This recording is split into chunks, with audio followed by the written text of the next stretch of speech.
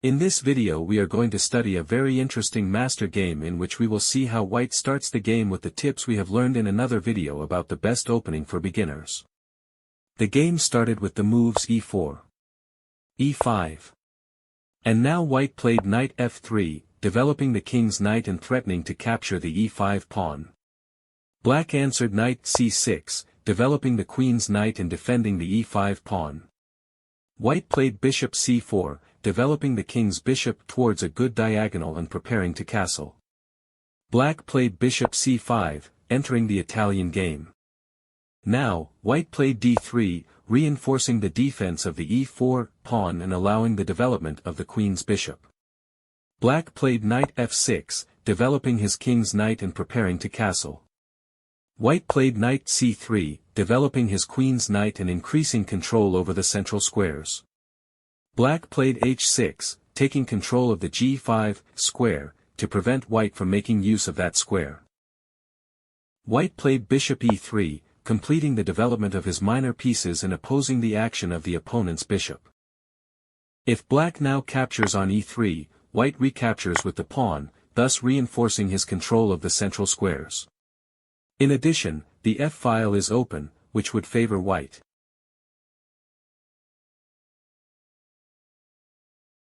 Therefore, in the game, black moved his bishop back to the b6 square, maintaining the tension. If now it is white who exchanges bishops, capturing on b6, black can recapture with the rook pawn, thus opening the a-file for the black rook, which would benefit black.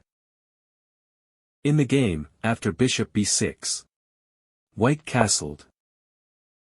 Black played d6, reinforcing the defense of the e5 point and allowing the development of the queen's bishop.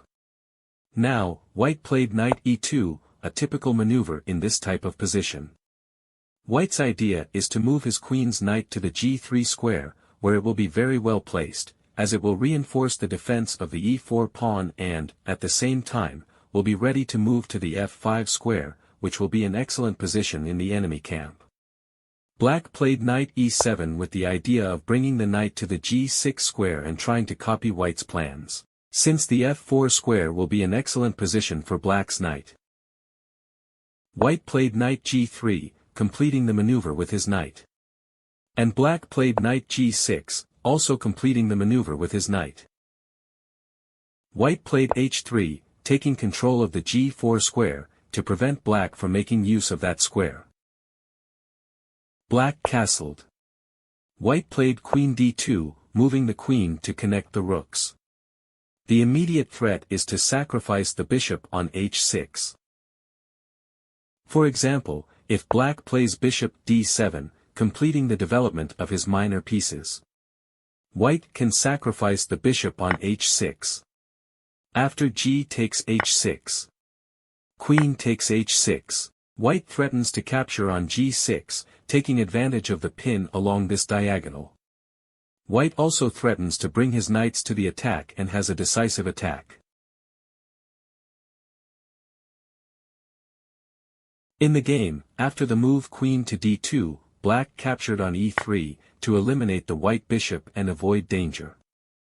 White recaptured with the pawn, thereby reinforcing control of the central squares, taking control of the f4 square, so that the black knight will not be able to jump to that square, and at the same time the f-file has been opened and white will be able to incorporate all the pieces into the attack on the king side.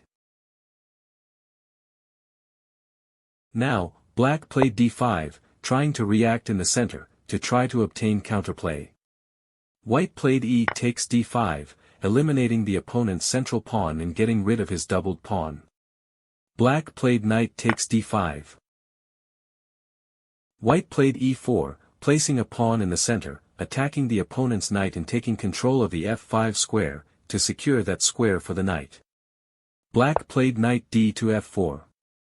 White played king h2, improving the position of his king and preparing to attack on the king side. Black played queen d6, mobilizing his queen. White played knight f5, occupying a strong outpost with his knight and threatening to capture the opponent's queen. Black captured the white knight, which was a very dangerous piece. After e takes f5, the black knight is attacked. Black played knight e7, defending his knight. White played rook to e1, bringing his queen rook into play and increasing the pressure against the e5 pawn. Black cannot defend the pawn with f6, since the pawn is pinned. Knight c6, to defend the e5 pawn, would also not be good, because white plays f6, with a very strong attack. For example, in case of queen takes f6, white plays g3, to push back the black knight. After knight h5, white plays knight takes e5 and puts a lot of pressure on black's position.